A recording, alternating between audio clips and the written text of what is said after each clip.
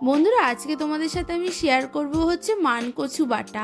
মানকচু বাটা আমি আজকে করব নারকোল দিয়ে। আমরা কম বেশি সবাই কিন্তু মানকচু বাটা খেতে পছন্দ করি। আমি কিন্তু ভীষণই পছন্দ করি এবং আমাদের বাড়িতে এটা খুব খাওয়াও হয়। আমি আজকে মানকচুগুলোকে একদম ছোট ছোট করে কেটে নিয়েছি, যেহেতু মিক্সিতে বাটবো। আর নারকোলটাকে আমি ভালো করে ছাড়িয়ে নিয়ে তারপরে যে গায়ে কালো কালো যে স্তরটা থাকে, ছিলকাটা থাকে, সেটাকেও আমি ছুরির সাহায্যে দেখো কেটে একদম পরিষ্কার করে নিয়েছি। এবার মানকচু আর নারকোলটা তো দুটোই সাদা মিশে এক হয়ে যাচ্ছিল, তাই তোমাদেরকে বোঝানোর জন্য একটা ছোট্ট কুচি নিয়ে দেখিয়ে দিলাম যে দেখো নারকোলের ওপর থেকে ছিলকাটা আমি কেটে বাদ দিয়ে দিয়েছি। এখানে নিয়ে নিয়েছি আমি প্রায় 10-12টা কাঁচা লঙ্কা, নিয়ে নিয়েছি 10-12 কোয়া রসুন। আর এই দিয়ে আজকে আমি হচ্ছে মানকচুটাকে বেটে নেব। আর খেতে কিন্তু দারুণ টেস্টি হয়েছিল, আমি কিন্তু 2 দিন ধরে খেয়েছি। তোমরা যারা খাও তারা নিশ্চয়ই জানো যে মানকচুর স্বাদ ঠিক কতটা। আর সত্যি মানকচুটা খুব ভালো ছিল, দিয়েছিল হচ্ছে আমাকে হেল্পিং হ্যান্ড কাকিমা। তো দেখো মানকচুটাকে আর নারকোলটাকে আমি ফার্স্টে মিক্সিং জারের মধ্যে কাঁচা লঙ্কা দিয়ে ভালো করে নিয়ে নিচ্ছি। কিছুটা নিলাম আর বাকিটা আবার রেখে দিলাম, পরে একবারে তো মিক্সিং জারটা ছোট বলে একবারে তো বাটা হবে না, তাই জন্য। তো আমি বাটার সময় দিয়ে দেবো পরিমাণ মতন হলুদ, পরিমাণ মতন হলুদ দিলাম, পরিমাণ মতন লবণ দিলাম, স্বাদ অনুযায়ী মিষ্টি দিলাম, দিয়ে দেবো হচ্ছে রসুনগুলো দিয়ে ভালো করে আমি একটা ফাইন পেস্ট বানিয়ে নেব। তোমরা চাইলে শিলনোড়াতেও বাটতে পারো, তবে আমার পক্ষে শিলনোড়াতে বাটা সম্ভব নয়, তাই জন্য আমি মিক্সিতেই বেটেছি।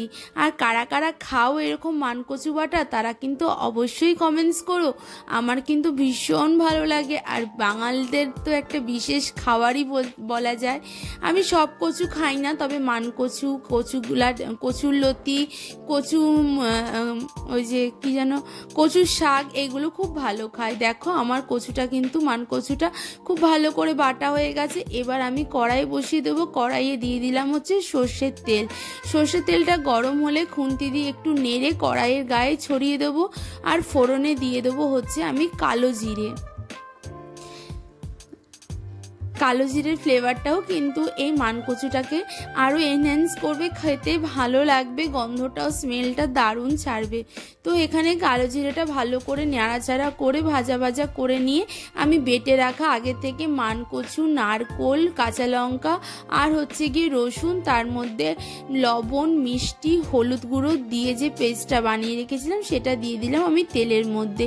এই সময় কিন্তু গ্যাসের ফ্লেমটা লো ফ্লেমে রাখতে হবে, কারণ নয়তো নিচে লেগে যায় এমনিতেই। আর তারপরে নারকোল দেওয়া হয়েছে, তো নারকোলের থেকে কিন্তু অনেক তেল ছাড়ছিল। নারকোলটাও খুব ভালো ছিল, কচুটাও খুব ভালো ছিল।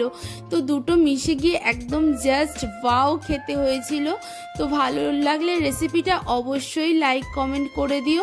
আর আমি একটু অসুস্থ আছি আজকে, তাই জন্য হয়তো ভালো করে কথাগুলো বোঝাতে পারছি না তোমাদের। তোমরা প্লিজ একটু অ্যাডজাস্ট করে নিও। তোমরা আমার সমস্ত প্রবলেম জানো, তোমরা আমার অনেক বড় ফ্যামিলি মেম্বার হয়ে যাচ্ছ, তো সবাই সবটা জানো। আমাকে একটু পাশে থেকো, আমার সাথে থেকো, তোমাদের সাপোর্টটা আমার খুব প্রয়োজন। দেখেছো ওই যে সাদা সাদা ফেনা ফেনা মতন উঠছে, ওটা কিন্তু হচ্ছে তেল না, নারকোল থেকে তেলটা বেরিয়েছে। দেখেছো কি সুন্দর করে একটা ডো মতন হয়ে যাচ্ছিল, যেহেতু নারকোল রয়েছে তাই একটু ছেড়ে ছেড়ে যাচ্ছিল, কিন্তু এটা যদি সর্ষে বাটা দিয়ে করা হতো পুরো একটা ডো মতন হয়ে যেত। তো আমার তো হয়ে গেছে মানকচু বাটা, যেমন খেতে দেখতে টেস্টি হয়েছে, খেতেও কিন্তু তার থেকে 3 গুণ টেস্টি হয়েছিল।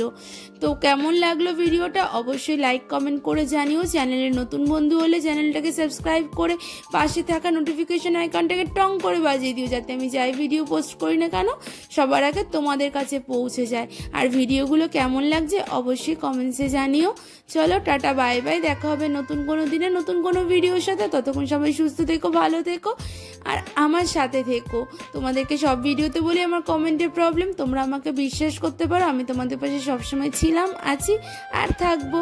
তো কেমন লাগলো মানকচু বাটার রেসিপিটা কমেন্টসে জানিও। চলো টাটা বাই বাই।